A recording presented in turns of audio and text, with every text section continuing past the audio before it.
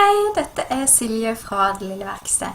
I dag så har jeg tenkt til å vise dere hvordan vi kan lagre et design på minnepennen vår, og hvordan vi kan skifte ramme inne i 6D.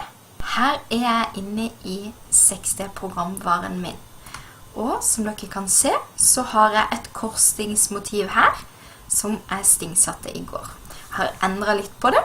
Jeg har lyst til å lagre det på min minnepenn. Så da tar jeg og plugger i minnepennen i PC-en. Så begynn med det.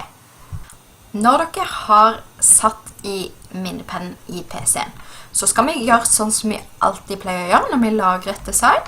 Da går vi opp her på disketten med en pil ut, trykker på eksport, velger det formatet vi trenger. Det er jo mange som finnes her. Når du har valgt det formatet du trenger, og da trykker vi på OK. Da kommer jeg rett inn i minnepennen min her, men hvis du ikke skulle gjøre det, så finner du altså den her under Computer, og da er det den som heter Removable Disk, eller flyttbar enhet kan det også stå. Og da trykker man inn på den, og så får man opp hele minnepennen sin her. Og da er det bare å kalle opp filnavnet, og trykke på eksport. Da har jeg lagret det på minnepennen min. I tillegg til det, så har jeg lyst til å lagre designet på PC. Så da går jeg på eksport igjen, velger filformatet jeg trenger, trykker OK, går her på dokumentet, hvis du ikke allerede kommer inn i det.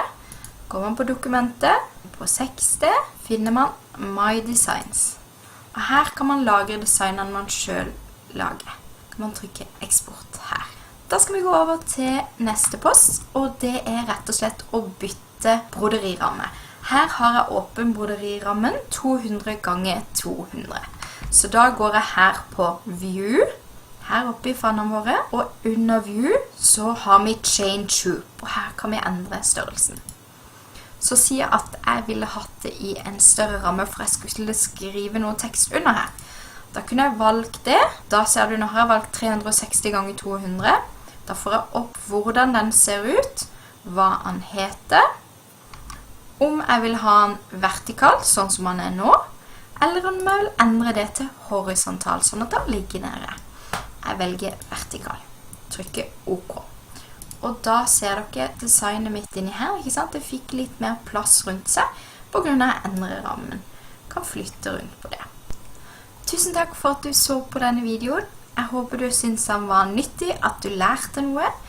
Har du lyst til å se sånne videoer som dette igjen, så kan du gjerne følge meg på bloggen min, eller på Facebook, eller på Instagram for eksempel.